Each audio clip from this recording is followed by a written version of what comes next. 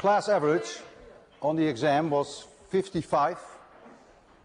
3 homework problems were on the exam. I'm a little puzzled by the fringe field problem. That was the one homework problem that was graded. It was graded on your homework, and I went back to your homework scores and they were 90%. You all did extremely well on that problem. But on the exam, it was only 40%. And so perhaps this is telling you something. And maybe it's telling me something too. I mean, to turn in a correct solution for homework is not very useful if you do not understand what you wrote down. The understanding, of course, is what matters, not that you somehow, one way or another, get a correct solution. If I had to judge you only on the basis of exam 1 and 2, forgetting the quizzes, forgetting the homework, then those with 80 or lower would fail the course, as of now. But of course, those who have between 80 and 90 are by no means home free. They are still in the danger zone. And anyone who has 95 or even 100, I cannot guarantee you that you will pass the course. That depends, of course, on how you will do in the future, the third exam and on the final. Today I want to discuss with you RC circuits. We already discussed RL circuits, now we get RC circuits. I have here a battery with an EMF V0, and I have here a switch connecting to a capacitor, and here a resistor, and I close the loop. When I have the switch in this position, the capacitor is going to charge up. I get a current I going in this direction.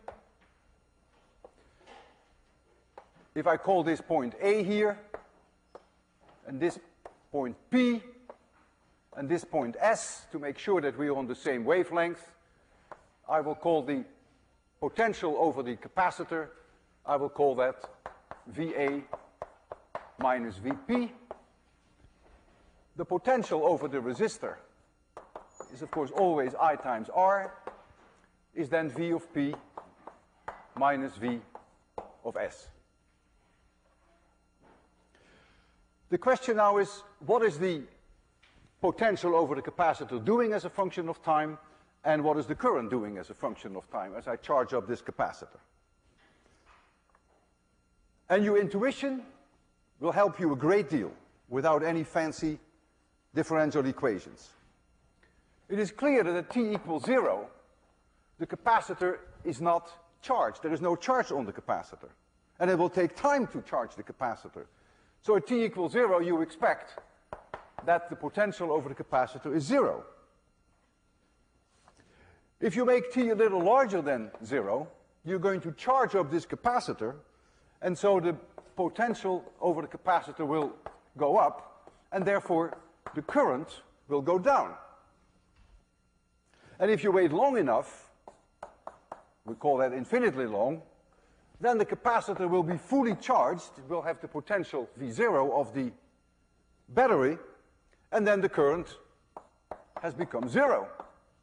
No current is flowing anymore if the capacitor is fully charged. And so this capacitor is going to charge up, this becomes positive, and this becomes negative. And so you can construct a plot whereby you plot as a function of time here the potential over the capacitor. We haven't used any differential equations yet. You know that if you wait long enough, you will reach that value V0, and it's going to build up like this, and asymptotically reach that value. And if C is very large, then the curve will be more like this. And if C is very small, then it will go much faster, of course, small c. The current, as a function of time, in the beginning the current will be high, but ultimately the current will die down when the capacitor is fully charged. So you expect something like this. So this you can do without any differential equations. Let's now do it the correct way. The closed loop integral of E dot dl happens to be 0, which will make Mr. Kirchhoff very happy. The closed loop integral of E dot dl in this circuit is 0. Mr. Faraday is happy and Mr. Kirchhoff is happy. There is no magnetic flux change here. We don't have self-inductances. The electric field inside the capacitor is in this direction, from plus to minus. The electric field in the resistor is in this direction. The current is flowing in this direction. And this battery, which has this as the positive side and this as the negative side, inside the battery, the electric field is in this direction. So if I start at point A, and I go around the circuit, then E and dl are in the same direction if I go from A to P. And so I get plus V of C. That's the E dot dl from A to P. Then I go through the resistor. Again, E and dl are in the same direction. So I get plus I times R. Then I come through the battery. Now the electric field is opposing the direction in which I go. So I get minus V0. And that is 0. So that's my differential equation. And I can write it differently because I know that I, the current, is dq dt, Q being the charge on the capacitor. And it's only if that number changes, if the capacitor is either charging up or discharging, is there a current flowing. And in addition, I know that V of C is Q divided by C. That's the definition of capacitance. And so I can write down for this V of C, I can write down Q divided by C. For I can write down dq dt. So I get R times dq dt minus V0 equals 0. And this is a differential equation in Q. We've seen an identical differential equation. It was not in Q, it was in I, but it had, of course, a completely similar solution. And the solution to this differential equation is actually quite simple. I will put it on this board. Q, so this is going to be Q as a function of time, is V0C times 1 minus E to the minus T over RC. If I take the derivative of this Q, then I have I, because I is dq dt. So I, which is dq dt, then becomes V0 times C. I get a minus sign. I get another minus sign. Then I get 1 over RC. And then I get E to the minus T divided by RC. So the two minus signs eat each other up. And I lose one C here. And so I get that the current, as a function of time, is V0 divided by R times E to the minus T divided by RC. So that's the curve at the bottom. And the potential over the capacitor is now very simple, because the potential over the capacitor is Q divided by C. And I already have Q here, so I simply have to divide this C out. So I get V0 times 1 minus E to the minus T over RC. And so that is the upper curve. And so we can now make a small table, and we can look at various values for T. Maybe I should do that here on the blackboard, because I don't want to erase anything yet. So we have T here, we have I, and we have V of C. And when T is 0, you go to your equation of I. So this is 1. So you have a current V0 divided by R. And you VZ Vc of c is 0. You can see that. If t is 0, you get 1 minus 1. Oh, sorry, I have to go here. You get 1 minus 1, so you see indeed that the potential over the capacitance is still 0. If you wait long enough, then the current must go to 0. That exponential function goes to 0. If you wait long enough. And your potential over the capacitance then reaches V0, which is exactly consistent with our solution. If you wait a time RC, that's called the time constant of this circuit. In the case of the current, it's also called the decay time of the circuit. Then, of course, your current is 1 over E times V0 divided by R. And 1 over E is a roughly 0.37, 0.37. So your current is down to 37% of what it was at the beginning. And after a time RC, the potential over the capacitor is 1 minus 1 over E times V0. And that is then about 0.73, 63. 0.63, 63%. In other words, if I go back here to my plot, and if I draw a line at time RC, then this value here is 37%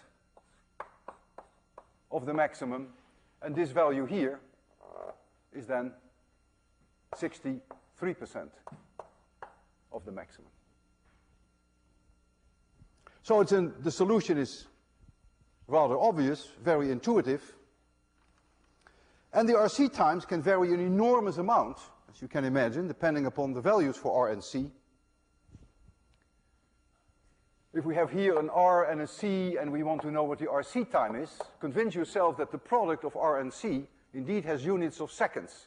Remember, we had L over R before, which had also units of seconds. RC also has units of seconds. If you have R equals 1 ohm, and C is 1 microfarad, then the RC time is only a microsecond. But if you have R equals 100 mega ohms, and you have this 1 millifarad, then this is 10 to the 5 seconds, which is longer than a day. And that would mean that it would take you even 3 days to reach 95% of V0. After 3 days, you would still have only 95% of the potential difference of the capacitor of the maximum value that you can get. Now what I want to do is I make a change here. I have here a conducting wire. I call this position 1 of the switch, and I'm going to put the switch in this position, position 2. And I can do that without any danger. Remember, I waited until this capacitor was fully charged. There was no current running. And so when no current was running, I can quietly take the switch and put it in this position. And what is going to happen now is, of course, this side is positively charged and this is negatively charged. So now you're going to get a current which is going to run counterclockwise in opposite direction. And what is going to happen is the capacitor is discharging now, and the resistor will dissipate the energy that is in the capacitor. The 1/2 CV squared energy stored in the capacitor is going to be dissipated in the resistor in terms of I square R, in terms of heat. And if you wait long enough, the current will become 0. So it should be obvious what's going to happen. If I return to this curve here, if I redefine my time equals 0, and if this is the moment that I put the switch in position 2, then I expect that the capacitor will discharge. You get a curve like this, and I expect that the current, which now becomes negative, it reverses direction, and I call that negative, and so the current will come like this.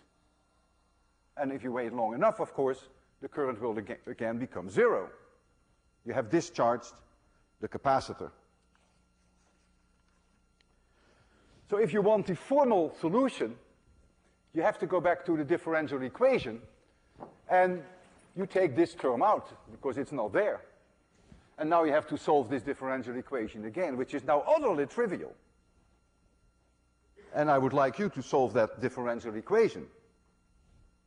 You couldn't have an easier one. I will give you the solution to I as a function of time, and you then will come up with this part. I as a function of time is exactly the same as this, except with a minus sign, provided that I call this t equals 0. So I redefine the 0 time. And so I as a function of time is the equation that you have here, but now with a minus sign. So you get an exponential change again, but the current has flipped over. I can demonstrate this to you. I have an electronic switch, so I go between 1 and 2. Every 4 milliseconds I throw the switch. And so what I have is, as a function of time, what we call a square wave. So this is my battery. And this time here, from here to here, is 8 milliseconds. This is time. And so this is that value V0. And the values that I have chosen for R and C, I will give them to you. The value for V0 here is 1 volt, and here, of course, it's 0. The value that I have chosen for R is 6 kilo ohms. And the value I have for C, I think, is 0.1 microfarad. Yes, that's what it is. And there's a reason why I've chosen these values. This is 0.1 microfarad. And so the RC time is 6 times 10 to the minus 4 seconds.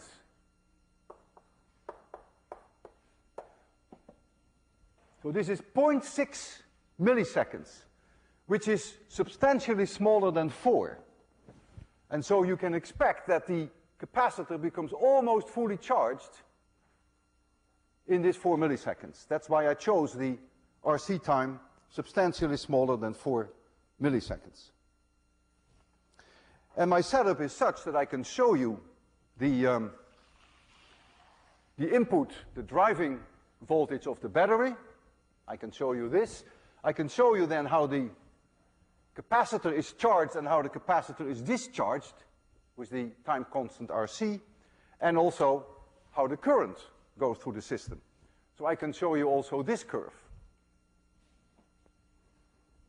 And then I can change the capacitor so that the RC time changes. I can also change the resistance. So let me change first the lights so that you get high quality for your money. You already see there the switching voltage between 1 volt and 0. And now I'm going to show you the voltage over the capacitor, and I will take the other one out. And here you see indeed exactly the image that we discussed. So you see early on the charging of the capacitor, and it reaches effectively the maximum value. You know, you don't have to wait infinitely long. That's always, we say infinitely long, but that's clearly, if you wait 3 or 4, 5 times RC, then you're almost there. And then here, I'm going to switch it back to position 2, and you see it's discharging.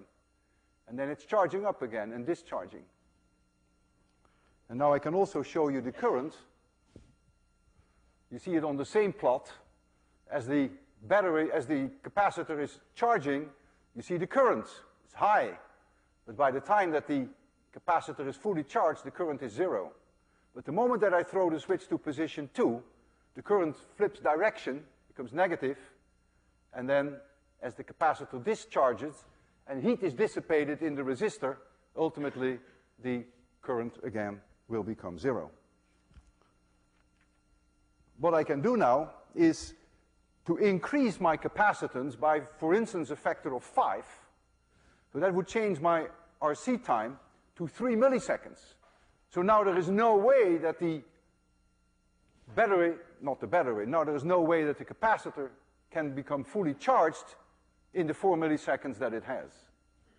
And you will see that indeed if I make this 5.5 microfarad, 0.5 microfarad, then you see that the capacitor has not enough time to get fully charged. And so here you begin to discharge. Notice also that the current doesn't reach the zero for the same reason that the capacitor doesn't get fully charged. So it never reaches the point that the current becomes zero. I'm already switching here to position 2, and the current then flips over, but never becomes zero. All right, so let's go back to the 0.1 value. There it is.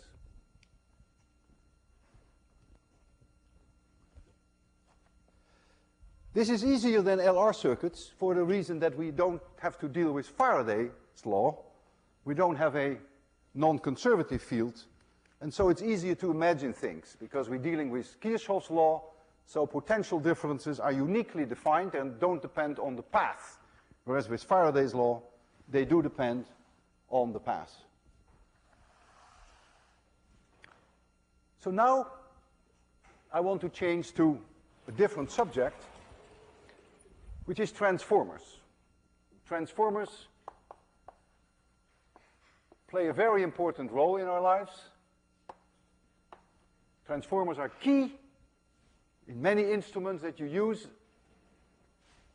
at home, but also key in getting the energy all the way from the power station to us, as you will see.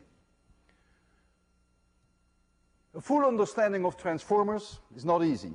It's extremely complicated. It's really more like an engineering problem than a physics problem. I will give you a simplified version in which I leave a lot of details out, but the basic idea will be there. Here I have a coil, and I call this coil the primary. This coil has N1 windings and have a self-inductance L1. And I put here a voltmeter, which I call V1. It's always in that circuit. And a current I1 is running through the coil and returning. And there is a teeny weeny little current I1, I put a little I there, running through this voltmeter. Insignificantly small, so I just call this also I1, because this I1 is so small, but it allows me to always monitor V1. So that's the primary. Now we have a secondary, which is wound in such a way that there is a magnetic flux coupling between the two. This is the secondary. It has N1 and 2 windings. Self-inductance is L2. And I put here a voltmeter V2. The current I2 is flowing here. This is I2. Here's the consumer. This is where you are, maybe. And I2 is flowing back through the coil. And here is this teeny weeny little current I2 flowing so that I can monitor the value of V2. What I can do now is I can write down the closed loop integral of E dot dl for this closed circuit here. And I have to apply, of course, Faraday's law, because I now have a changing magnetic flux. They're always AC. Transformers always require alternating current. And so if I start here and I go through the self-inductor, I know there is no electric field in the self-inductor, so that contribution of E dot dl is 0. Then I arrive here at this current, which is opposing me. I go in this direction, but the E field is opposing me. and so I get minus V1. And that now, according to Faraday's law, since I went in the direction of the current through the self-inductor, equals minus L1 di1 dt. And I'll tell you what the simplification is that I made, because I want to be honest with you about where I am rigid and where I am not. There is really a second term here, which is the mutual inductance between the two coils. And there should really be a term here in terms of that mutual inductance, capital M, times di2 dt. And I leave it out here. I leave it out because the final result, in most cases, is not affected by it. But I want you to know that, strictly speaking, this equation is simplified. I know that this is the E induced inside 1. And now I do the same closed loop integral through the coil, through the voltmeter, back to the coil. I start here. The current I2 is in the same direction as the direction that I move, so I have plus V2. Then I go through the self-inductor. There's no electric field in the self-inductor, because there's no electric field in a wire that has no resistance. And that now, since I went in the direction of the current, is minus L2 di2 dt. And again, I bury the M contribution. And this now equals the EMF induced in the secondary. But clearly, this is also N1 times d phi b dt with a minus sign. This is the magnetic flux change through one loop in the primary. The surface of one loop in the primary sees a magnetic flux going through it, which is changing with time, and that value d phi b dt is through one loop, but I have N1 loops, so I have an N1 there. And so in the secondary, I have N2 times the same d phi by dt if I have perfect magnetic coupling between the two loops, which is not always the case.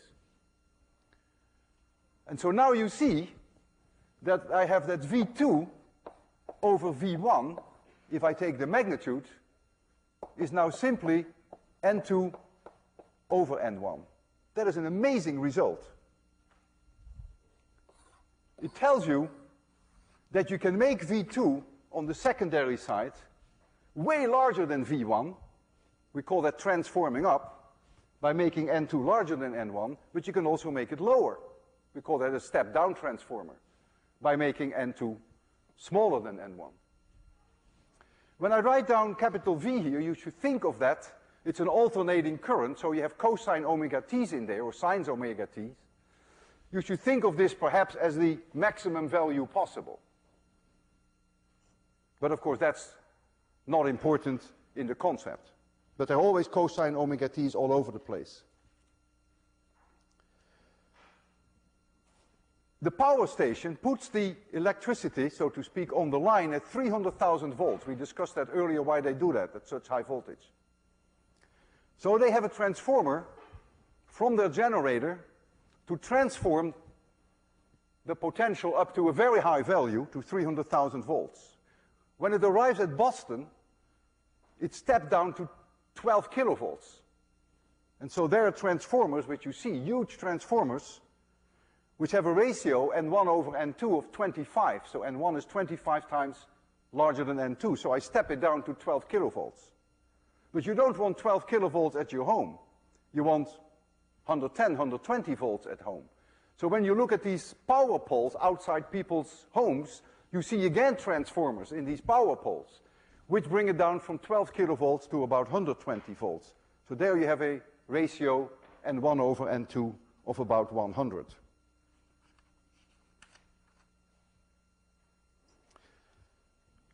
To calculate the ratios of the currents I1 and I2 is way more tricky. There are some big ifs. And one big if is that R in the primary and the secondary side is much, much smaller than omega L. That is one if. The second if is that no energy is lost in terms of eddy currents. Very often these two coils are coupled through an iron core, and then you get eddy currents in the iron core, then you lose energy. Also, do you not always have ideal flux coupling? So it is not always true that the magnetic flux through one coil in the primary is the same as the one through one coil in the secondary. But if all of that were the case, so if R is much, much less than omega L, and if there is no energy loss in eddy currents, and if there is perfect flux coupling, then you can show that whatever power is delivered on the primary side is going to be consumed on the secondary side. And if that is true, if the power delivered on the primary side, which is I1 V1, if that is the same as the power consumed on the secondary side, then that must be I2 V2. But if this is true, which is only under those conditions, and this is also correct, then of course you'll find now that I2 divided by I1 is N1 divided by N2. And let's put here magnitudes again, so that we're not worried about possible minus signs. And when you look at this, you see that you can generate, if you want to, in the secondary, an enormously high current by simply having a large ratio N1 to N2. And I will demonstrate that today, that indeed, if you meet those conditions, that you can indeed do that.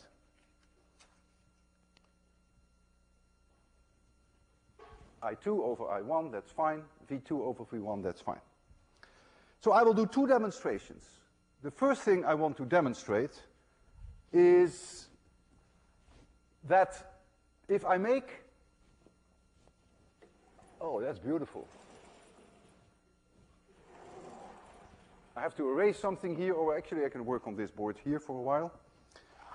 I have here a demonstration whereby you see here the primary coil. You see it right in front of you. It has 220 windings. So N1 is 220. And V1 is 110 volts, and it is AC, it has to be. The frequency is 60 hertz. It's just what we get out of the plug here, like you get it in your dormitory. That means omega is about 377, is 2 pi times F. If I give you really the correct value for V1, it's really the maximum value for V1 times the cosine of omega t, and this value is really 110 times the square root of 2. I've mentioned that earlier in my lectures. The voltmeter, however, are designed in such a way that they only show you 110. And so we call that 110 volts.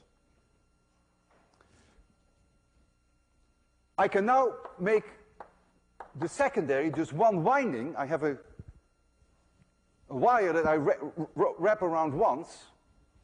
And if indeed that equation holds, which it will, I expect now that V2 will be about 0.5 volts, namely the 110 volts divided by 220, which is the ratio primary over secondary. And then I will put 4 windings around, and then you expect about 2 volts. And you will see it there right in front of you.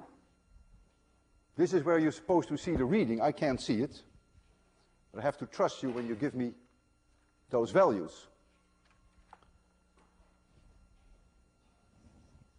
Okay, so here is my primary coil, and here is my secondary. This is my secondary coil, and the way I have this demonstration is that this is completely open. So I only show you immediately the value of V2. I show you this value. It has a huge value of resistors, several mega ohms. So for sure, I don't meet this condition. But that condition is not necessary for this to hold. That condition is necessary for this to hold, not for this to hold. So I have no fears that I'm going to be embarrassed. So I'm going to put one, this is a very long wire, I'm going to put one loop around there. I'm now powering this solenoid. There's an iron core in there. 60 hertz, 110 volts. And there we go. One loop around it. I measure 0.48 volts. That's not bad. Now I put 2, 3, 4 around it. What do I see now? I see 1.996. You may not see the 6. It's very close to 2. What I will do now, I will move it up a little. And when I move it up a little, the secondary, the flux coupling is not ideal anymore. And so you expect that V2 will go down. Just move it up a little along the primary, and you see the value goes down. Because now the flux coupling is not ideal. And if I bring it further out, flux coupling becomes hopeless, and when I bring it here, the flux coupling is so poor, but I still get 0.3 volts, by the way. So that's the first part, to show you that this is indeed quite accurate. Now I want to do a second part, and that is more interesting. I'm going to try to convince you that I can get a secondary current which is huge, maybe even 1,000 amperes. But now I have to take special precautions. I have to do the experiment in a very different way. And the way I'm going to do this experiment now is with a secondary which is specially designed to have an enormously low value of resistance, because I want to approach this situation so that this approximately holds. We have a very thick copper secondary, almost ½ an inch thick.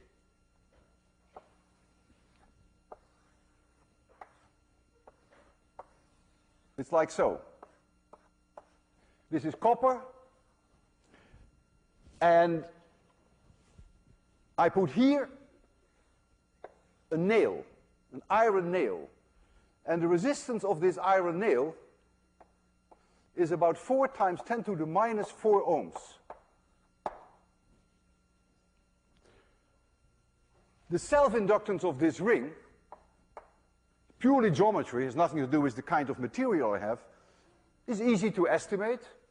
I made a calculation and I found about 5 times 10 to the minus 7 Henry. So omega times L2, I have to multiply this by 377, becomes about 2 times 10 to the minus 4 ohms. Even though R2 is not much smaller than omega L2, they are now beginning to be comparable. By I1, the current that I drive in the primary is going to be 20 amperes. I do not expect that I2 will be 220 times larger than I1, because I use the same 220 windings for the coil, and this is just one winding. So I have the same ratio N1 over N2 that I had before in that experiment when I did N2 equals 1. I don't expect that this is going to be 220 times 20 amperes, which would be about 4,400 amperes. Because I am really not in the domain that R is much smaller than omega L. But I probably get 500 to 1,000 amperes. And if my current, I2, becomes 500 to 1,000 amperes, you can calculate what I square R2 is. Because you know R2, that's all in that nail. And that comes out to be about 100 to 400 watts. You better believe it that that nail is going to be red hot, is going to glow, and probably melt. And this is the idea behind so-called induction ovens. This is purposely done to get a very high temperature it's also done in welding to get very high currents. And so the second part of the demonstration with the same primary, I want to make it dark so that you can see the glowing of that nail. And I will also show you, of course, first so here is the coil, and here is my secondary. This is that very thick copper, and then you see the nail here. Make sure there's no current. My God, I almost shoved it over there. Thank goodness that I realized that there was current. So the current is now not going through the solenoid. And so here is the secondary now. Put some pieces of wood under there so that you can see it better. And so now if I power the primary, I can't tell you exactly what the current is through the secondary, but it's probably somewhere in the vicinity between 500 and 1000 amperes. It will glow. It may take 1 minute to melt. It may not melt at all. It may take 3 seconds. Unpredictable, because we don't know exactly the resistance of that nail. So I will tell you when I do it. I will count down. 3, 2, 1, 0. It's already gone. That was fast. So you saw it glowing, and you can actually see that the nail melted. So you've seen an example now where the current is immensely high. So now I want to discuss with you another practical application which has immediate consequences, or applications I should say, in your cars. Spark plugs. Cars have coils. And coils are run by a car battery, which is DC, it's not AC. But you've got to get high voltage to get a spark going in spark plug. And that's done in a very clever way. So here is my 12-volt battery. There's always some resistance, of course, in the circuit. If you have a coil, you always have some finite resistance. And then here is a coil, and here is a switch. And this has N1 windings, has a certain self-inductance, the same situation that we had before. And then I have here a secondary, where I have N2 windings, which is way, way larger than N1.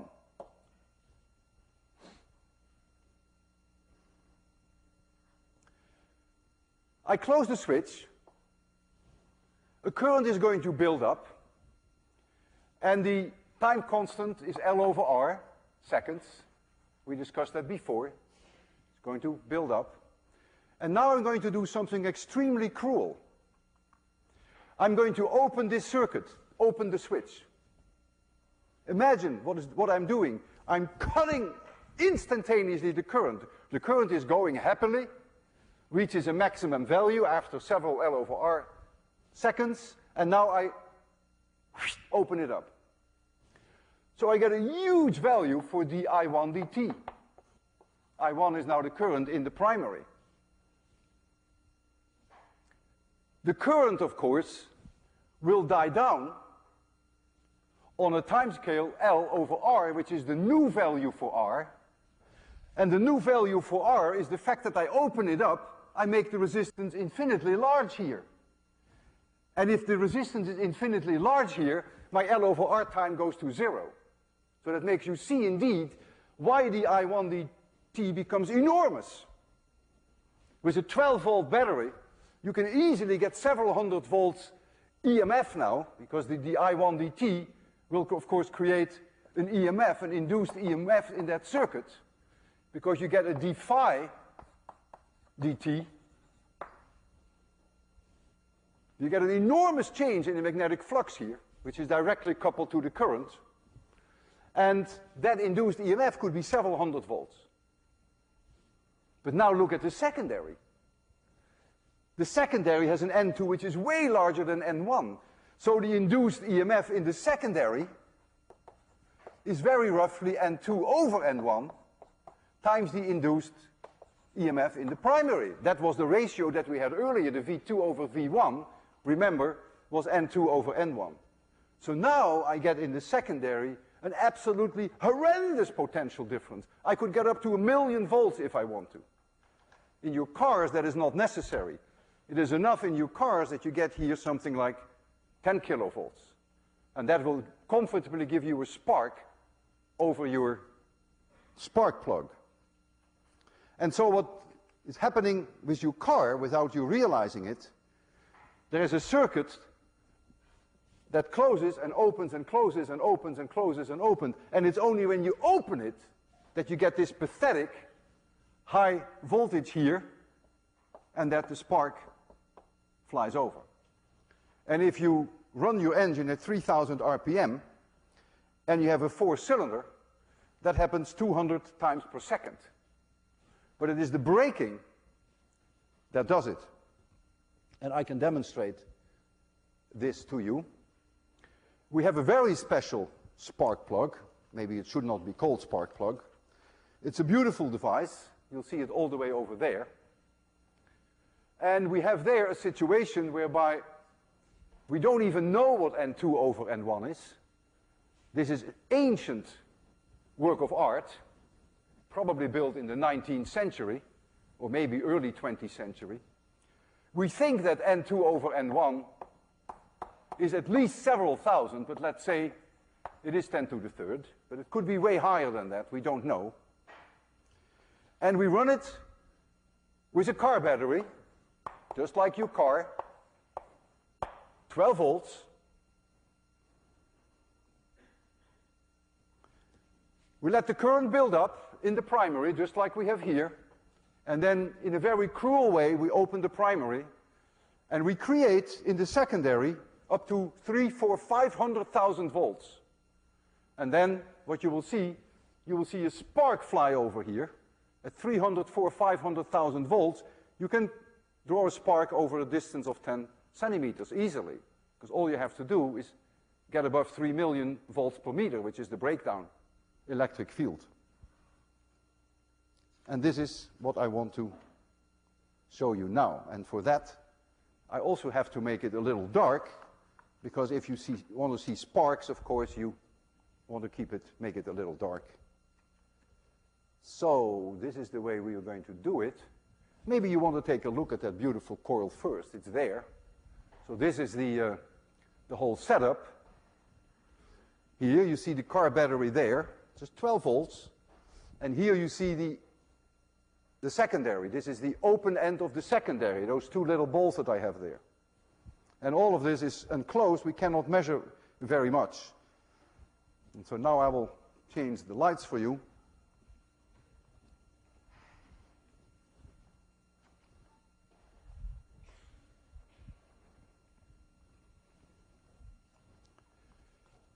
Okay, I'm now running a current through the primary. And that current is about, oh, we don't even know what the current is. I can't tell you. All I can tell you is now I will open up the current in the primary. So, boy, I didn't mean to kill myself, but I did in the process. Okay, I open up the switch, and every time that I open it, you see there this enormous voltage at the secondary. This is the way that your car coil works, and that you get sparks in your spark plug. That is an enormous potential difference there. We can also set this in such a way that it opens and closes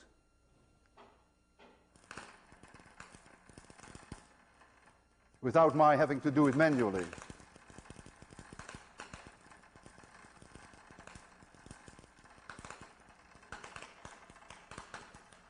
And then you see, you get an idea of how your spark plug works, but that's not the reason why I showed it to you. This is such a wonderful piece of engineering. And a lot of research was done in the early part of the 20th century with instruments like this. It was named after the person who invented this, which is Ruhmkorff. And when I was a student, we always referred to this instrument at the Ruhmkorff. I'll let it go, so when you walk out, you can come close. But be very careful, you're dealing there with several 100,000 volts. Okay, have a good weekend.